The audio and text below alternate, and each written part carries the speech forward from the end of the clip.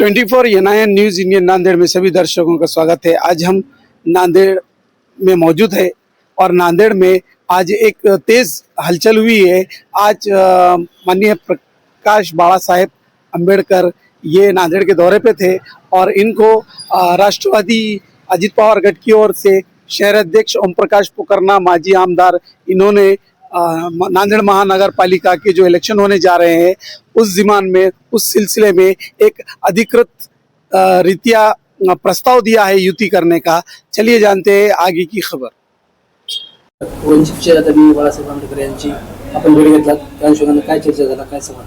नाही, आज ही माझी त्यांची सदिच्छा भेट होती. ते माझे जुने मित्र आहेत आणि आज नांदेडमध्ये आलेलं कळायच्या नंतर निवडणुकी चालू आहेत.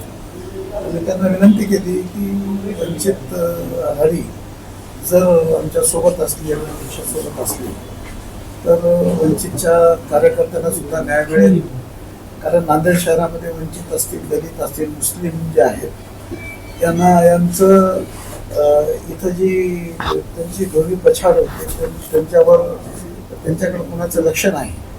तर हे आमच्या पक्षाच्या मार्फत दलित असतील, मुस्लिम असतील, हिंदूची सर्वांची आघाडी करून या शहरामध्ये त्यांना आपण न्याय देऊ शकू या गोष्टीवर माझा विश्वास आहे. आणि म्हणून मी त्यांच्या सदिच्छा भेट घेतली आणि त्यांना विनंती केली की आपण आपले आशीर्वाद आम्हाला जे दिले तर या शहरामध्ये वंचितचे कार्यकर्ते असतील, दलित समाजाचे कार्यकर्ते असतील, मायनॉरिटीचे कार्यकर्ते असतील, या सर्वांना बळ मिळेल आणि त्याच्यामधून नांदेडच्या जनतेची सेवा करण्याचं एक युनिट तयार होईल. नंतर दलित मुस्लिम समाजाकडे कोणत्याही नेत्यांचं लक्ष नाही. फक्त निवडणुकीमध्ये वापरण्याच्या नंतर कुठल्याही त्यांच्या भागात विकास होत नाही, त्यांचे स्वप्न पुरे होत नाही. आणि मी सुद्धा राष्ट्रवादीने जाण्याचा विषय तोच आहे की इथं दुर्लक्षित समाजाला न्याय मिळावा. मी खूप सत्ता भोगली, 40 वर्ष राजकारणात होतो आणि म्हणून या सर्व मित्रमंडळीने जे आम्हाला सांभाळलं त्यांना मदत करता येईल हा इथंच येतोय. आणि म्हणून त्यांना मी आज माझ्यातर्फे निमंत्रण म्हणा, प्रस्ताव म्हणा किंवा विनंती म्हणा मी त्या दिली की आपले आशीर्वाद आमच्या शहरामध्ये आमच्यासोबत राहतात अशी मी त्यांना विनंती केली. आणि मला विश्वास आहे फार मोठ्या मनाचा नेता आहे प्रकाश आंबेडकर. गेली 25-30 वर्षापूर्वी त्यांनी आमच्या प्रयत्नामधून काँग्रेसला मदत केली होती आणि म्हणून मला विश्वास आहे की ते त्यांना मोठ्या मनाचा नेता आहे. तो निश्चित दलित मुस्लिम या सर्व समाजाला मदत होत असेल तर ते आम्हाला आशीर्वाद निश्चित देईल. आघाडी जी आहे काँग्रेसला इच्छुक आहे युती करण्यासाठी, तुम्हाला वाटेल का राष्ट्रवादी काँग्रेसला युती करणार? नाही, किंवा विषय असा आहे की त्यांना मोकळे काय कोणाशी करणार. त्यांनी कोणाशी युती केली तरी आमची तयारी आहे वंचितची युती करण्याची. त्याने काँग्रेस सोबत बी केली तरी आम्ही वंचित. या शहराचा प्रश्न आहे, या शहराचे दुर्लक्षित प्रश्न आहेत. त्या शहरामध्ये अन्यायाविरुद्ध आवाज उठवण्याच्या संघटना ज्या ज्या असतील त्यांच्या सर्वांच्या आम्ही वंचित सोबत इच्छुक आहोत. ते कोणासोबत राहतील त्याच्यावर आमचं काही बंधन नाही. त्यांनी त्यांच्याशी युती केली तरी आम्ही वंचितची युती करायला तयार. सर, ऐसा प्रश्न है, चिखलीकर साहब जो अभी रनिंग आमदार है और आप माजी आमदार है, 4 से 5 आमदार और माजी खासदार अभी नांदेड़ लेवल पर है, तो आप सब मिलकर बाला साहब से एक अधिकृत प्रस्ताव भेजना चाहेंगे क्या? ये अधिकृत प्रस्ताव ही समझो, सुनो, मैं नांदेड़ जिले का शहर का अध्यक्ष हूँ जी जी, और जो बात अच्छी लगती है वो मैं प्रस्ताव रखता हूँ. वो लोग उसको मान्य करते हैं, उसको उनको मनाने की जवाबदारी हमारी होती है उसमें. सर, एक असा प्रश्न आहे, जे महापौर होते उपमहापौर शमीर अब्दुल्ला यांनी काल एमआयमध्ये प्रवेश केला 70 आणि मकसूद शेटनं, याच्याबद्दल काय म्हणणं आहे? तुम्हाला ते सगळं माहीत आहे त्याचं काय कारण आहे, कोण करविते आहेत, कोण करते आहेत. परंतु कार्यकर्त्यांना नोकरासारखं वागवून शहरामध्ये कार्यकर्त्याचा स्वाभिमान संपू नये असं माझं मत आहे. त्यांनी विचार करायला हवा होता की गेली 50 वर्ष ज्यांनी सत्ता भोगली ज्या पक्षाची, ते काँग्रेसमध्येच राहिले असते तर मी जरूर त्यांच्याबद्दल आदर माझ्या मनात राहिला असता. परंतु ज्यांनी 50 वर्ष सत्ता भोगली आणि आज तुमच्या ज्या पक्षात ते गेलेत तो जातीवादी पक्ष आहे. जातीवादी पक्षाशी मी स्वतः तरी कधी युती करणार नाही.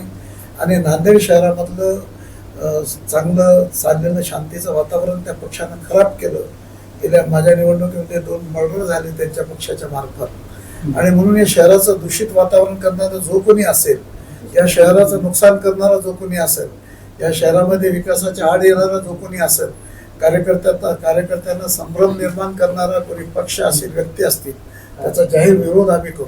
निवडणुकीत निवडून येणं जाणं असं वाटत नाही, परंतु नीतिमत्ता कायम ठेवून या शहरामध्ये सौख्य चांगलं राहिलं पाहिजे, सर्व समाज गुणागोविंदात नांदला पाहिजे, आणि म्हणून कुठल्याही जातीवादी पक्षाशी आम्हाला युती मान्य नाही. तुमचं असं म्हणणं होतं की शमी अब्दुल्ला जायला पाहिजे नाही होते एमआय पक्षामध्ये. त्यांनी फार मोठी चूक केली, भविष्यामध्ये त्याचे परिणाम त्यांना भोगावे. सर, जे तुमचे राष्ट्रवादी काँग्रेस पार्टीचे पदाधिकारी आहेत नांदेडचे सध्या, त्यांनी असं एक टिप्पणी केलेली आहे, जे काँग्रेसचे माजी नगरसेवक, माजी उपमहापौर, माजी महापौर जे MIM मध्ये प्रवेश करतात, त्यांचा रिमोट कंट्रोल शिवाजीनगरच्या हातात आहे. हे काय?